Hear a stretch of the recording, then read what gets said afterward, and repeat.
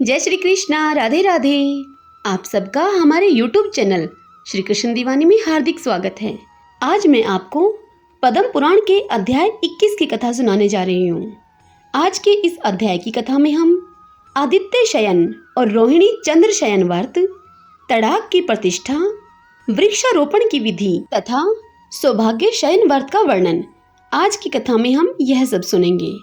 तो आइए सर्वप्रथम भगवान विष्णु का स्मरण करते हुए सब बोलिए, विष्णु भगवान की जय, पद्म पुराण की जय।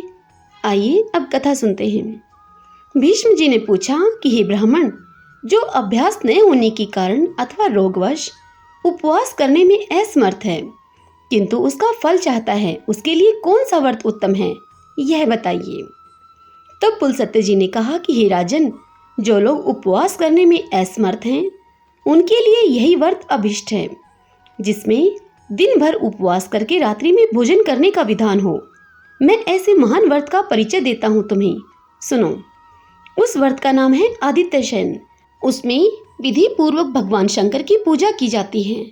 पुराणों की ज्ञाता महर्षि जिन नक्षत्रों के योग में इस व्रत का उपदेश करते हैं उन्हें बताता हूँ।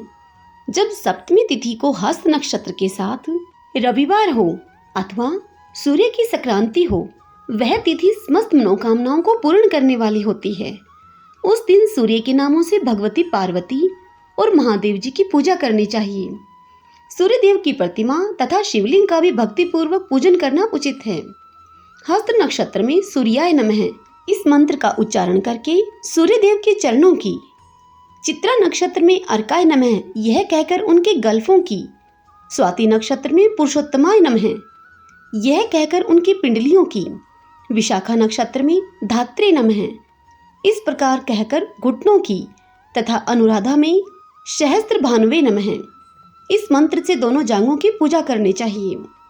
ज्येष्ठा नक्षत्र में अनंगाय नमः से गुहे प्रदेश की, मूल में इंद्राय नमः और भीमाय नमः से कटी भाग की, पूर्वाषाढ़ा और उत्तराषाढ़ा में त्विष्ट्रे नमः और सप्तरंगमाय नमः से नाभि की, श्रवण में तीक्ष्णान स्वे नमः इस प्रकार इस मंत्र से उदर की, घनिष्ठा में विकृतन्नाय नमः से दोनों बगलों की और शतभिषा नक्षत्र में ध्वांत विनाशाय नमः इस मंत्र से सूर्य के वक्ष स्थल की पूजा करनी चाहिए। पूर्वा और उत्तर भाद्रपदा में चंडकराय नमः इस मंत्र से दोनों भुजाओं का, रेवती में साम नाम दिशाय नमः इस मंत्र से दोनों हाथों का, अश्विनी में सप्ताश्व धुरंधराय नमः इस मंत्र से नखों का और भरणी में दिवाकराय नमः से भगवान सूर्य के कंठ का पूजन करें।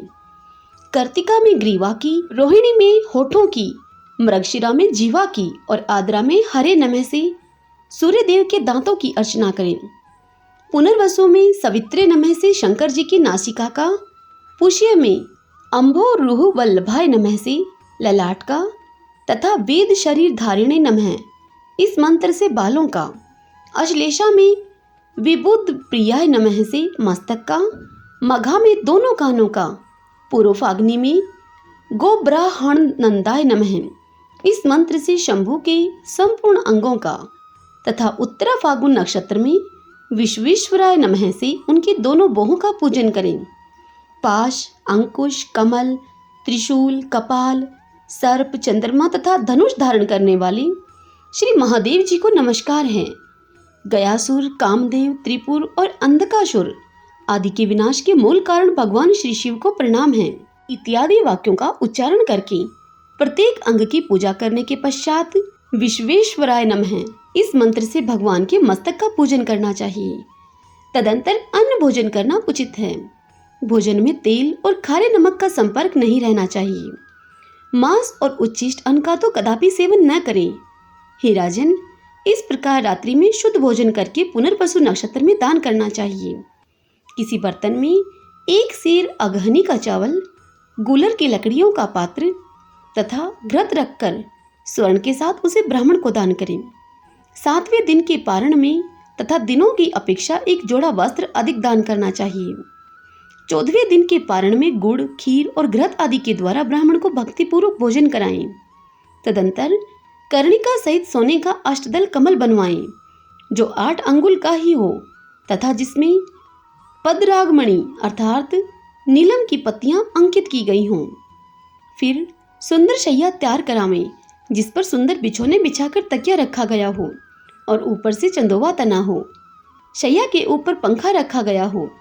उसके आसपास खड़ाऊ, जूता, छत्र, चंवर, आसन और दर्पण रखे गए हों। फल, वस्त्र, चंदन तथा आभूषणों से वह शैया सुशोभित होनी चाहिए। ऊपर बताए हुए सोने के कमल को उस शैया पर रख दें। इसके बाद मंत्रों उच्चारण पूर्वक दूध देने वाली अत्यंत सीधी कपिला गाय दान करें। वह गौ उत्तम गुणों से संपन्न, वस्त्र आभूषणों से सुशोभित और बछड़े सहित होनी चाहिए।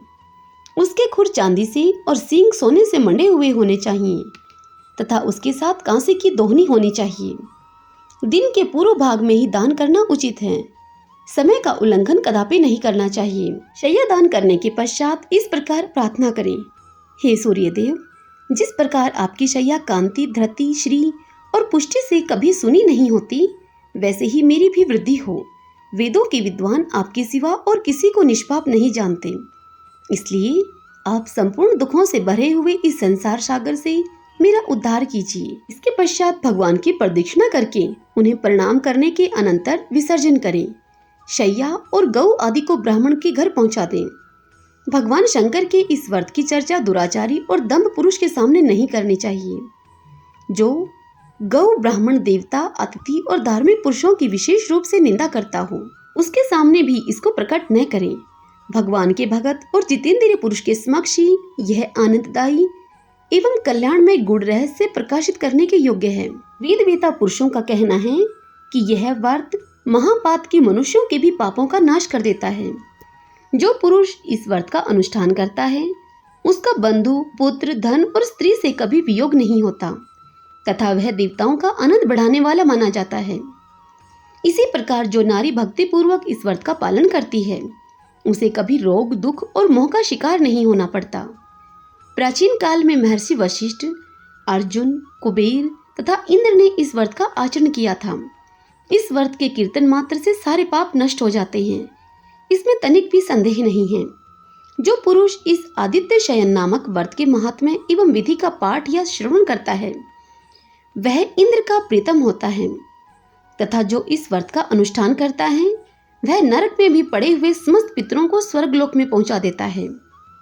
भीष्म जी ने कहा कि हे मुने, अब आप चंद्रमा के व्रत का वर्णन कीजिए। तब पुलस्त्य जी बोले कि हे राजन, तुमने बड़ी उत्तम बात पूछी है।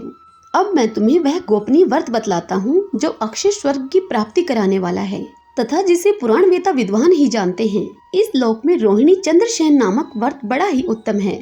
इसमें चंद्रमा के नामों के द्वारा भगवान नारायण की प्रतिमा का पूजन करना चाहिए।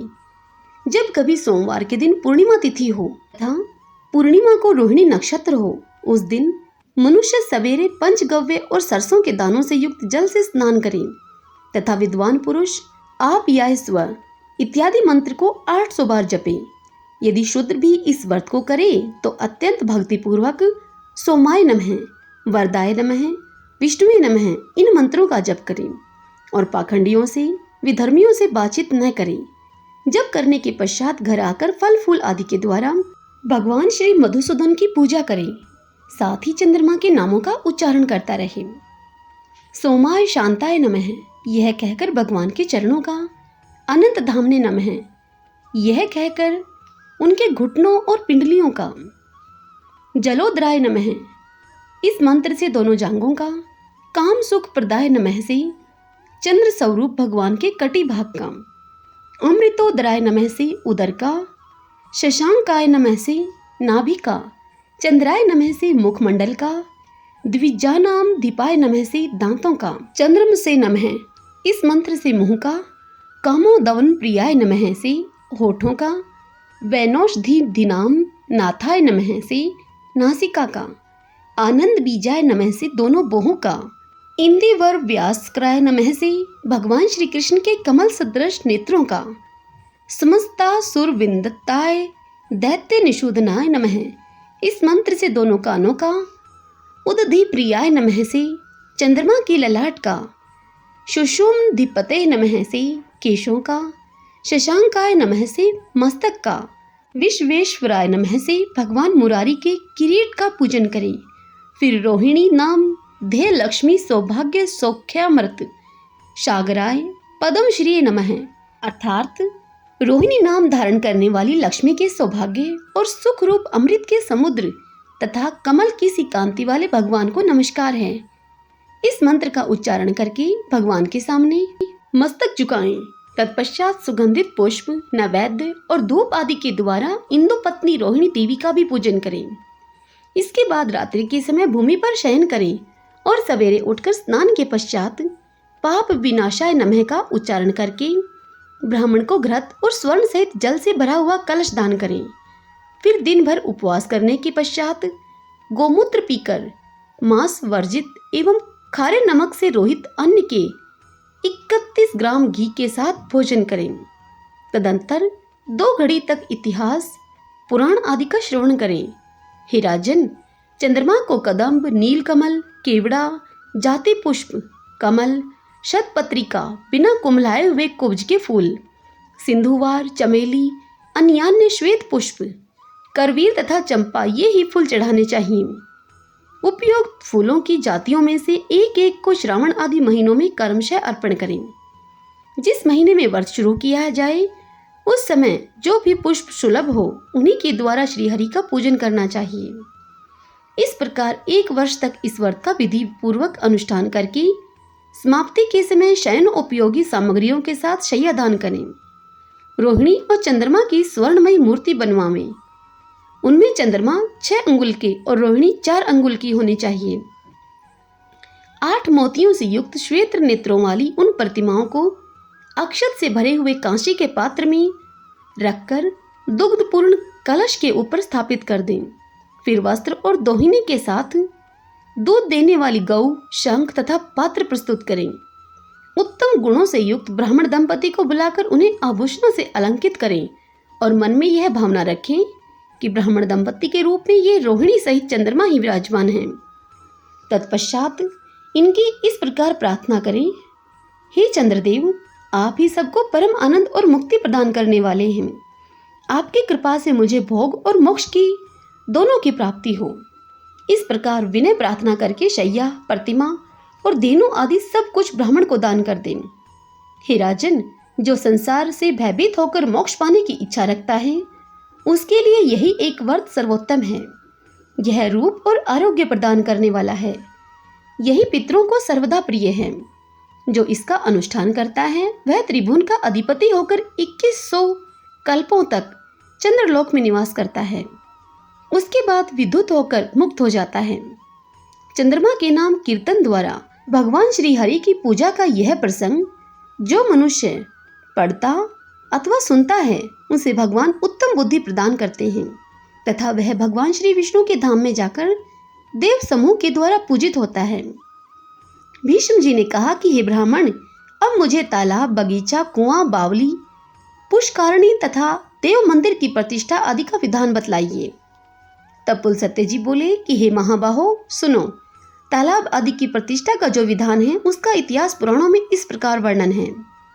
उत्तरायण आने पर शुभ शुक्ल पक्ष में ब्राह्मण के द्वारा कोई पवित्र दिन निश्चित करा लें। उस दिन ब्राह्मणों का वर्ण करें और तालाब के समीप जहाँ कोई अपवित्र वस्तु न हो 4 हाथ लंबी और उतनी ही चौड़ी चौकोर वेदी बनाएं। वह वेदी सब ओर से समतल हो और चारों दिशाओं में उसका मुख हो। फिर 16 हाथ का मंडप तैयार कराएं जिसके चारों ओर एक एक दरवाजा हो। वेदी के सब ओर कुंडों का निर्माण कराएं। कुंडों की संख्या 9, 7 या 5 होनी चाहिए। कुंडों की लंबाई चौड़ाई एक रत्नी की हो तथा वे सभी 3-3 मेखलाओं से सुशोभित हों। उनमें यथास्थान योनि और मुख भी बने होने चाहिए। योनि की लंबाई 1 बीता और चौड़ाई 6-7 अंगुल की हो। मेखलाएं 3 पैर ऊंची और 1 हाथ लंबी होनी चाहिए। वे चारों ओर से एक समान एक रंग की बनी हों। सबके समीप ध्वजा और पताकाएं लगाई जाएं। मंडप के चारों ओर कर्मशः पीपल, गुल्लर, पाकड़ और बरगद की शाखाओं के दरवाजे बनाए जाएं।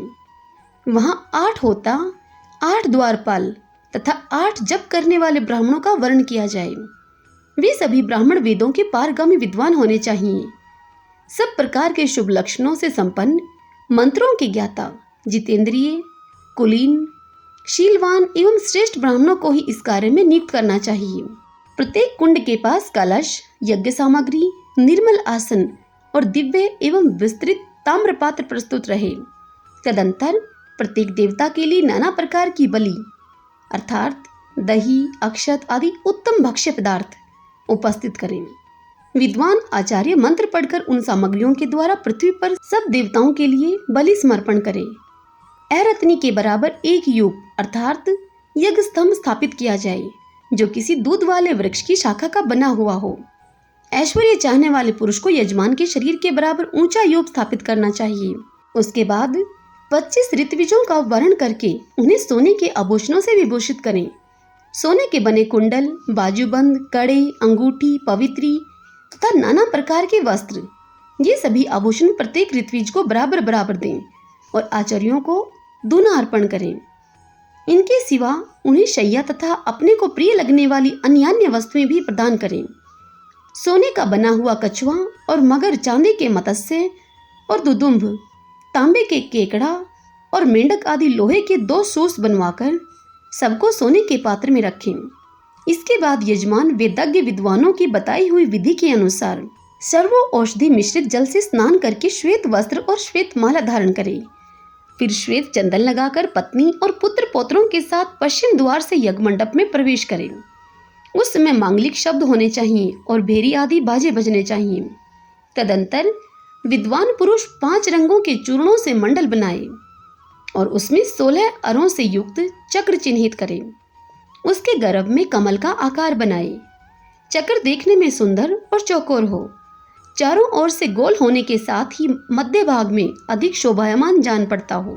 उस चक्र को वेदी के ऊपर स्थापित करके उसके चारों ओर प्रत्येक दिशा में मंत्र पाठ पूर्वक ग्रहों और लोकपालों की स्थापना करें। फिर मध्य भाग में वरुण संबंधी मंत्रों का उच्चारण करते हुए एक कलश स्थापित करें और उसी के ऊपर ब्रह्मा, शिव, विष्णु, गणेश, लक्ष्मी तथा पार्वती की भी स्थापना करें। इसके पश्चात संपूर्ण लोकों की शांति के लिए भूत समुदाय को स्थापित करें। इस प्रकार पुष्प, चंदन और फलों के द्वारा सबकी स्थापना करके कलशों के भीतर पंचरत्न छोड़कर उन्हें वस्त्रों से आविष्ठित कर दें। फिर पुष्प और चंदन के द्वारा उन्हें अलंकित करके द्वार रक्षा के लिए नियुक्त ब्राह्मणों से वेद पाठ करने के लिए कहे और स्वयं आचार्य का पूजन करें। पूर्व द्वार की ओर से 2 ऋग्वेदी, दक्षिण द्वार पर 2 यजुर्वेदी, पश्चिम द्वार पर 2 सामवेदी तथा उत्तर द्वार पर 2 अर्थवेदी विद्वानों को रखना चाहिए। यजमान मंडल के दक्षिण भाग में उत्तराभिमुख होकर बैठे और द्वार रक्षक विद्वानों से कहे कि आप लोग वेद पाठ करें। फिर यज्ञ कराने वाले आचार्य से कहें कि आप यज्ञ प्रारंभ कराएं। तत्पश्चात जप करने वाले ब्राह्मणों से कहें कि आप लोग उत्तम मंत्र का जप करते रहें। इस प्रकार सबको प्रेरित करके मंत्रज्ञ पुरुष अग्नि को प्रज्वलित करें तथा मंत्र पाठ पूर्वक घी और समिधाओं की आहुति दे। ऋत्विजों को भी वरुण संबंधी मंत्रों के द्वारा सब ओर से हवन करना चाहिए। ग्रहों के निमित्त विधिवत आहुति देकर उस यज्ञ क्रम में इंद्र, शिव, मरुदगण और लोकपालों के निमित्त भी विधि पूर्वक होम करें। पूर्व द्वार पर नियुक्त ऋग्वेदी ब्राह्मण शांति, रुद्र, पवनमान, सुमंगल तथा पुरुष संबंधी सूक्तों का पृथक पृथक जप करें। दक्षिण द्वार पर स्थित यजुर्वेदी विद्वान इंद्र, रुद्र, सोम, कुष्मांड, अग्नि तथा सूर्य संबंधी सूक्तों का जप करें। पश्चिम द्वार पर रहने वाली सामवेदी ब्राह्मण वैराज शाम, पुरुष सूक्त, सुपर्ण सूक्त, रुद्र संहिता, शिशु सूक्त, पंच निधन सूक्त, गायत्री शाम, ज्येष्ठ शाम, वाम देवई शाम, बृहत शाम, रौरव शाम, रथंतर शाम, गोव्रत, विकरण, रक्षोघन और यम संबंधी शामों का गान करें। उत्तर द्वार के अर्थवेदी विद्वान मन ही मन भगवान वरुण देव की शरण लें। शांति और पुष्टि संबंधी मंत्रों का जप करें। इस प्रकार पहले दिन मंत्रों के द्वारा देवताओं की स्थापना करके हाथी और घोड़ों के पैरों के नीचे की, जिस पर रथ चलता हो, ऐसी सड़क की, बांबी की, 2 नदियों के संगम की, गौशाला की तथा साक्षात गौओं के पैर के नीचे की मिट्टी को लेकर कलशों में छोड़ दें। उसके बाद सर्वा औषधि, गोरोचन, सरसों के दाने, चंदन और गूगल बिछोड़ें। फिर पंचगव्य अर्थात दूध, दही, घी, गोबर और गौमूत्र मिलाकर इन कलशों के जल से यजमान का विधि पूर्वक अभिषेक करें। अभिषेक के समय विद्वान पुरुष वेद मंत्रों का पाठ करता रहे। इस प्रकार शास्त्र विहित कर्म के द्वारा रात्रि व्यतीत करके निर्मल प्रभात का उदय होने पर हवन के अंत में ब्राह्मणों को 100, 50, 36 अथवा 25 गौ दान करें।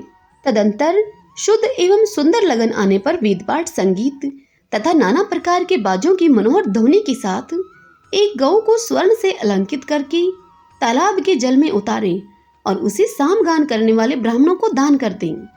तत्पश्चात पंचरत्नों से युक्त सोने का पात्र लेकर उसमें पूर्वोक्त मगर और मछली आदि को रखें और उसे किसी बड़ी नदी से मंगाए हुए जल से भर दें।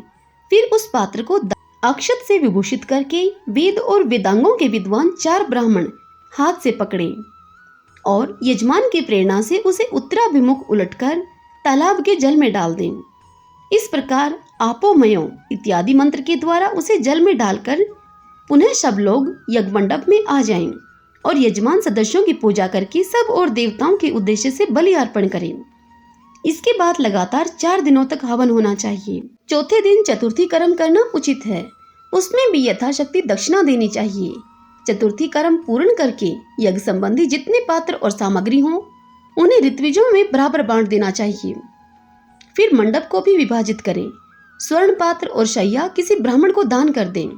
इसके बाद अपनी शक्ति के अनुसार 1000, 108, 25 अथवा 20 ब्राह्मणों को भोजन कराएं। पुराणों में तालाब की प्रतिष्ठा के लिए यहाँ विधि बतलाई गई है। कुआं, बावली और पुष्कारनी के लिए भी यही विधि है। देवताओं की प्रतिष्ठा में भी ऐसा ही विधान समझना चाहिए। मंदिर और बगीचे आदि की प्रतिष्ठा कार्य में केवल मंत्रों का ही भेद है। विधि विधान प्रायः एक से ही हैं। उपयुक्त विधि का यदि पूर्णतः पालन करने की शक्ति न हो तो आधे व्यय से भी यह कार्य संपन्न हो सकता है। यह बात ब्रह्मा जी ने ही कही है। जिस पोखरे में केवल वर्षा काल में ही जल रहता है वह 100 अग्निष्टोम यज्ञों के बराबर फल देने वाला होता है। जिसमें शरत काल तक जल भरा रहता है उसका भी यही फल है। हेमंत और शिशिर काल तक रहने वाला जल कर्मशः वाजपेय और अतिरात्र नामक यज्ञ का फल देता है। वसंत काल तक टिकने वाले जल को अश्वमेध यज्ञ के समान फलदायक बतलाया गया है तथा जो जल ग्रीष्म काल तक मौजूद रहता है वह राजसूय यज्ञ से भी अधिक फल देने वाला होता है। हे महाराज, जो मनुष्य पृथ्वी पर इन विशेष धर्मों का पालन करता है, विधि पूर्वक कुआं, बावली, पोखरा आदि खुदवाता है तथा मंदिर, बगीचा आदि बनवाता है, वह शुद्ध चित्त होकर ब्रह्मा जी के लोक में जाता है और वहां अनेक कल्पों तक दिव्य आनंद का अनुभव करता है। 2 प्रार्ध अर्थात ब्रह्मा जी की आयु तक वहां का सुख भोगने के पश्चात ब्रह्मा जी के साथ ही योग बल से श्री विष्णु के परम पद को प्राप्त होता है। भीष्म जी ने कहा कि हे ब्राह्मण, अब आप मुझे विस्तार के साथ वृक्ष लगाने की यथार्थ विधि बतलाइए। विद्वानों को किस विधि से वृक्ष लगाने चाहिए? पुलस्त्य जी बोले, हे राजन, बगीचे में वृक्षों के लगाने की विधि मैं तुम्हें बतलाता हूँ। तालाब की प्रतिष्ठा के विषय में जो विधान बतलाया गया है उसी के समान सारी विधि पूर्ण करके वृक्ष के पौधों को सर्व औषधि मिश्रित जल से सींचें। फिर उनके ऊपर दही और अक्षत छोड़ें। उसके बाद उन्हें पुष्प मालाओं से अलंकृत करके वस्त्र में लपेट दें। वहां गूगल का धूप देना श्रेष्ठ माना गया है। वृक्षों को पृथक पृथक ताम्र पात्र में रखकर उन्हें सप्त धान्य से आवृत करें तथा उनके ऊपर वस्त्र और चंदन चढ़ाएं। फिर प्रत्येक वृक्ष के पास कलश स्थापन करके उन कलशों की पूजा करें और रात में द्विजातियों के द्वारा इंद्र आदि लोकपालों तथा वनस्पति का विधिवत अधिवास कराएं। तदंतर दूध देने वाली गाय को लाकर उसे श्वेत वस्त्र ओढ़ाएं। उसके मस्तक पर सोने की कलगी लगाएं। सींगों को सोने से मढ़ा दें। उसको दूहने के लिए कांसे की दोहनी प्रस्तुत करें। इस प्रकार अत्यंत शोभा संपन्न उस गौ को उत्तराभिमुख खड़ी करके वृक्षों के बीच से छोड़ें। तत्पश्चात श्रेष्ठ ब्राह्मण बाजों और मांगलिक गीतों की ध्वनि के साथ अभिषेक के मंत्र, तीनों वेदों की वरुण संबंधनी ऋचाएं पढ़ते हुए उक्त कलशों के जल से यजमान का अभिषेक करें। अभिषेक के पश्चात नहाकर यज्ञकर्ता पुरुष श्वेत वस्त्र धारण करें और फिर अपनी सामर्थ्य के अनुसार गऊ, सोने की जंजीर कड़े, अंगूठी, पवित्री, वस्त्र, शैया उपयोगी सामान तथा चरण पादुका देकर एकाग्र चित्त वाले संपूर्ण ऋत्विजों का पूजन करें। इसके बाद 4 दिनों तक दूध से अभिषेक तथा घी, जौ और काले तिलों से होम करें। होम में पलाश की लकड़ी उत्तम मानी गई है। वृक्षारोपण के पश्चात चौथे दिन विशेष उत्सव करें। उसमें अपनी शक्ति के अनुसार पुनः दक्षिणा दें। जो जो वस्तु अपने को अधिक प्रिय हो, ईर्ष्या को छोड़कर उसका दान कर दें। आचार्य को दूनी दक्षिणा दे तथा प्रणाम करके यज्ञ की समाप्ति करें। जो विद्वान उपयुक्त विधि से वृक्षारोपण का उत्सव करता है, उसकी सारी कामनाएं पूर्ण होती हैं तथा वह अक्षय फल का भागी होता है। हे राजेंद्र, जो इस प्रकार वृक्ष की प्रतिष्ठा करता है, वह जब तक 30,000 इंद्र समाप्त हो जाते हैं तब तक वह स्वर्गलोक में निवास करता है। उसके शरीर में जितने रोम होते हैं, अपने पहले और पीछे के उतनी ही पीढ़ियों का वह उद्धार कर देता है तथा उसे पुनरावृत्ति से रहित परम सिद्धि प्राप्त होती है। जो मनुष्य प्रतिदिन इस प्रसंग को सुनता या सुनाता है, वह भी देवताओं की द्वारा सम्मानित और ब्रह्मालोक में प्रतिष्ठित होता है। वृक्ष पुत्रहीन पुरुष को पुत्रवान होने का फल देते हैं। इतना ही नहीं, वे अधिदेवता रूप से तीर्थों में जाकर वृक्ष लगाने वाले को पिंड भी देते हैं। अतः हे भीष्म, तुम यत्नपूर्वक पीपल के वृक्ष लगाओ, वह अकेला ही तुम्हें 1000 पुत्रों का फल देगा। पीपल का पेड़ लगाने से मनुष्य धनी होता है। अशोक शोक का नाश करने वाला है। पाकड़ यज्ञ का फल देने वाला बताया गया है। नीम का वृक्ष आयु प्रदान करने वाला माना गया है। जामुन कन्या देने वाला कहा गया है। अनार का वृक्ष पत्नी प्रदान करता है। पीपल रोग का नाश और पलाश ब्रह्मा तेज प्रदान करने वाला है। जो मनुष्य बहेड़े का वृक्ष लगाता है, वह प्रेत होता है। अंकोल लगाने से वंश की वृद्धि होती है। खैर का वृक्ष लगाने से आरोग्य की प्राप्ति होती है। नीम लगाने वालों पर भगवान सूर्य प्रसन्न होते हैं। बेल के वृक्ष में भगवान शंकर का और गुलाब के पेड़ में देवी पार्वती का निवास है। अशोक वृक्ष में अप्सराएं और कुंद अर्थात मोगरे के पेड़ में श्रेष्ठ गंधर्व निवास करते हैं।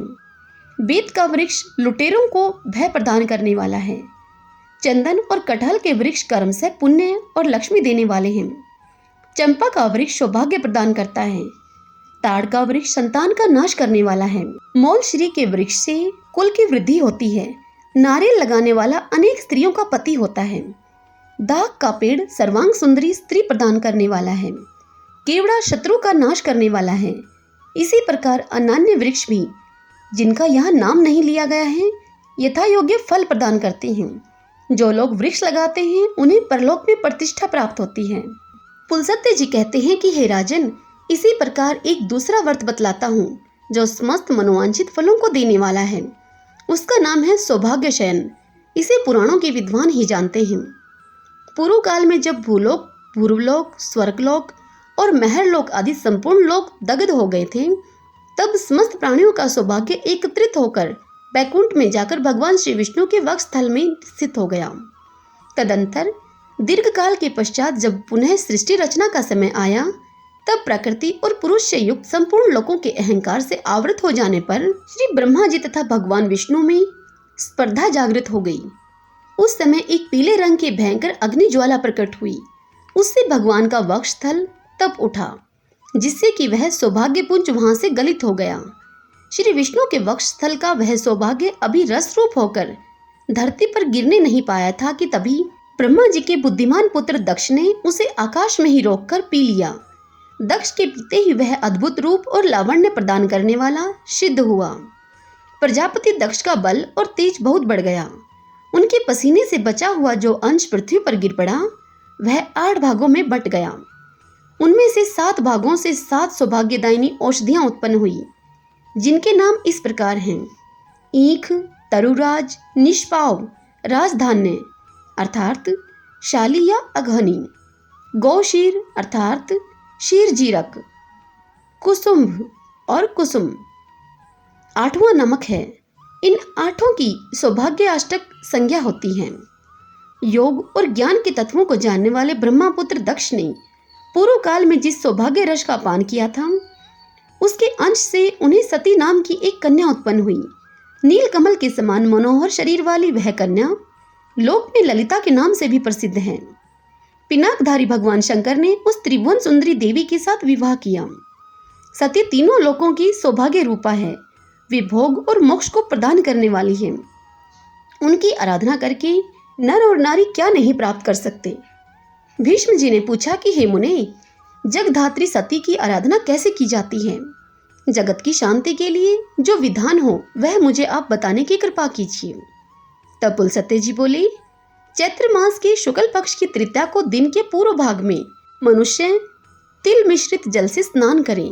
उस दिन परम सुंदरी भगवती सती का विश्वात्मा भगवान शंकर के साथ वैवाहिक मंत्रों के द्वारा विवाह हुआ था। अतः तृतीया को सती देवी के साथ ही भगवान शंकर का भी पूजन करें। पंचगव्य तथा चंदन मिश्रित जल के द्वारा गौरी और भगवान चंद्रशेखर की प्रतिमा को स्नान कराकर धूप, दीप, नैवेद्य तथा नाना प्रकार के फलों के द्वारा उन दोनों की पूजा करनी चाहिए। पार्वती देवये नमः, शिवाय नमः, इन मंत्रों से क्रमशः पार्वती और शिव के चरणों का, जयाय नमः, शिवाय नमः, इन मंत्रों से दोनों की घुट्टियों का, त्र्यंबकाय नमः, भवानय नमः, इस मंत्र से घुटनों का, हरिकेशाय नमः, वरदाय नमः, इन मंत्रों से जांघों का, ईशाय शंकराय नमः, रतय नमः, इस मंत्र से दोनों के कटी भाग का, कोटिनय नमः, शूलिने नमः से कुक्षी भाग का, शूलपाणे नमः, मंगलाय नमः से उदर का, सर्वात्मने नमः, ईशानाय नमः, इस मंत्र से दोनों स्तनों का, चिदात्मने नमः, रुद्राणाय नमः, इस मंत्र से कंठ का, त्रिपुर घनाय नमः, अनंताय नमः, इस मंत्र से दोनों हाथों का, त्रिलोचनाय नमः, काला नल प्रियाय नमः, इस मंत्र से बाहों का, सौभाग्य भवनाय नमः से आभूषणों का, स्वाध्याय नमः, ईश्वराय नमः से दोनों मुखमंडल का, अशोक वन वासिनय नमः, इस मंत्र से ऐश्वर्य प्रदान करने वाले होठों का, स्थानवे नमः, चंद्रमुख प्रियाय नमः, इस मंत्र से मुख का, अर्धनारीश्वराय नमः, असिताड़ंगाय नमः से नासिका का, उग्राय नमः, ललिताय नमः से दोनों बाहों का, शर्वाय नमः, वासुदेवाय नमः, इस मंत्र से केशों का, श्री कंठनाथाय नमः से केवल शिव के बालों का, तथा भीमो ग्रैरू पिणीय नमः, सर्वात्मने नमः से दोनों के मस्तकों का पूजन करें। इस प्रकार शिव और पार्वती की विधिवत पूजा करके उनके आगे सौभाग्याष्टक रखें। निष्पाव, कुसुम्भ, श्रीजीरक, तरुराज, इक्षु, लवण, कुसुम और राजधान्य, इन 8 वस्तुओं को देने से सौभाग्य की प्राप्ति होती है, इसलिए इनकी सौभाग्याष्टक संज्ञा है। इस प्रकार शिव और पार्वती के आगे सब सामग्री निवेदन करके चैत्र में सिंघाड़ा खाकर रात को भूमि पर शयन करें। फिर सवेरे उठकर स्नान और जप करके पवित्र होकर माला, वस्त्र और आभूषणों के द्वारा ब्राह्मण दंपति का पूजन करें। इसके बाद सौभाग्याष्टक सहित शिव और पार्वती की स्वर्णमय प्रतिमाओं को ललिता देवी की प्रसन्नता के लिए ब्राह्मणों को निवेदन करें। दान के समय इस प्रकार कहें, ललिता, विजया, भद्रा, भवानी, कुमुदा, शिवा, वासुदेवा, गौरी, मंगला, कमला, सती और उमा, ये सब प्रसन्न हों। 12 महीनों की प्रत्येक द्वादशी को भगवान श्री विष्णु की तथा उनके साथ लक्ष्मी जी की भी पूजा करें। इसी प्रकार परलोक में उत्तम गति चाहने वाले पुरुष को प्रत्येक मास की पूर्णिमा को सावित्री सहित ब्रह्मा जी की विधिवत आराधना करनी चाहिए तथा ऐश्वर्य की कामना वाले मनुष्य को सौभाग्याष्टक का दान भी करना चाहिए। इस प्रकार 1 वर्ष तक इस व्रत का विधि पूर्वक अनुष्ठान करके पुरुष, स्त्री या कुमारी भक्ति के साथ रात्रि में शिव जी की पूजा करें। व्रत की समाप्ति के समय संपूर्ण सामग्रियों से युक्त शैया, शिव पार्वती की स्वर्णमय प्रतिमा, बैल और गौ का दान करें। कर्पणता छोड़कर दृढ़ निश्चय के साथ भगवान का पूजन करें। जो स्त्री इस प्रकार उत्तम सौभाग्यशयन नामक व्रत का अनुष्ठान करती है, उसकी सभी कामनाएं पूर्ण होती हैं। अथवा यदि वह निष्काम भाव से इस व्रत को करती हो तो उसे नित्य पद की प्राप्ति होती है। इस व्रत का आचरण करने वाले पुरुष को एक फल का परित्याग कर देना चाहिए। प्रतिमास इसका आचरण करने वाला पुरुष यश और कीर्ति को प्राप्त करता है। हे राजन, सौभाग्य शयन का दान करने वाला पुरुष कभी सौभाग्य, आरोग्य, सुंदर रूप, वस्त्र, अलंकार और आभूषणों से वंचित नहीं होता। जो 12, 8 या 7 वर्षों तक सौभाग्य शयन व्रत का अनुष्ठान करता है, वह ब्रह्मालोक निवासी पुरुषों के द्वारा पूजित होकर 10,000 कल्पों तक वहां निवास करता है। इसके बाद वह विष्णुलोक तथा शिवलोक में भी जाता है। जो नारी या कुमारी इस व्रत का पालन करती है, वह भी ललिता देवी के अनुग्रह से ललित होकर पूर्वोक्त फल को प्राप्त करती है। जो इस व्रत की कथा का श्रवण करता है अथवा दूसरों को इसे करने की सलाह देता है, वह भी विद्याधर होकर चिरकाल तक स्वर्गलोक में निवास करता है। पूर्व काल में इस अद्भुत व्रत का अनुष्ठान कामदेव ने, राजा शतधन्वा ने, वरुण देव ने, भगवान सूर्य ने तथा धन के स्वामी कुबेर ने भी किया था। हरिओम तत्सत। भगतजनों, पद्म पुराण के इस अध्याय की यह कथा यहीं संपूर्ण होती है। इससे आगे की कथा हम कल अगले अध्याय में सुनेंगे। कल के अध्याय में हम तीर्थ महिमा के प्रसंग में वामन अवतार की कथा, भगवान का बाशकली दैत्य से त्रिलोकी के राज्य का अपहरण, कल हम सब इस पावन कथा का रसपान करेंगे। अब अंत में आपसे इतना ही कहूंगी कि यह कथाएं यदि आपको पसंद आती हैं तो वीडियो को आप अवश्य लाइक करें। आपके द्वारा लाइक करने से हमारी कार्य क्षमता बढ़ती है, मन में उत्साह का प्रसार होता है। तो आप वीडियो को अवश्य लाइक करें और कमेंट बॉक्स में विष्णु भगवान की जय लिखिएगा। सब बोलिए विष्णु भगवान की जय, पद्म पुराण की जय। जय श्री कृष्ण, राधे राधे।